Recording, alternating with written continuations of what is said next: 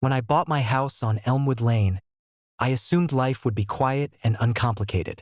I had researched the neighborhood, the zoning laws, even the local schools. What I didn't anticipate was Karen. Karen, of course, was the self-appointed president of the local HOA, a woman whose grip on the neighborhood was tighter than duct tape. It started innocently enough.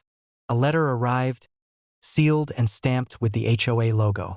Karen claimed that I was living outside the HOA and that I owed them fees and penalties for not being a member. My first thought was that this had to be a mistake. I had purchased the house from a private seller long after the HOA had been established. I didn't even know the HOA had jurisdiction over my property. Naturally, Karen escalated the matter. Within days, I received a summons. She was suing me for noncompliance with the HOA's rules. The letter made my blood boil. I had never even signed a membership agreement. And yet, she wanted money, control, and the satisfaction of making me bend to her authority. I decided to attend the hearing, fully prepared for a tense legal battle. But as I walked into the courtroom, I realized something remarkable. The judge assigned to the case was known for his sharp understanding of corporate and HOA law.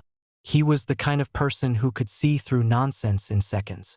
Karen entered the courtroom, waving her stack of papers with righteous indignation.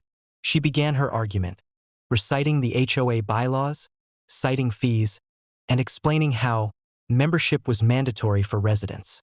Her voice dripped with self-importance, and for a moment, I thought the judge might let her rant continue. Then I calmly spoke.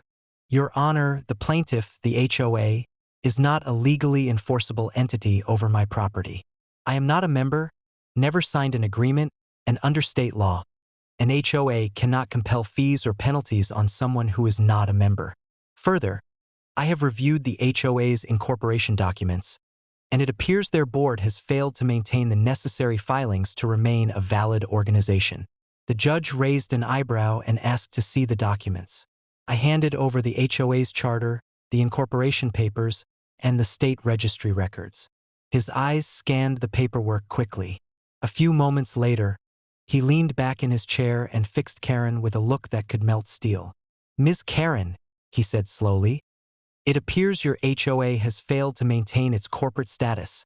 This organization is not currently recognized as a legal entity. In fact, its existence is null and void. The court cannot enforce fees, fines, or penalties because, legally, there is no HOA to enforce anything. Karen's face went red. She sputtered, opened her mouth to argue, but the judge held up a hand. This case is dismissed. Furthermore, given the invalid status of this HOA, it is hereby dissolved. Effective immediately. For a moment, the room was silent. Then, softly, a neighbor who had been watching the proceedings whispered, "She's gone." Karen stormed out of the courtroom, papers flying, still yelling about rules and authority that no longer existed. I left the courthouse with a mix of amusement and relief.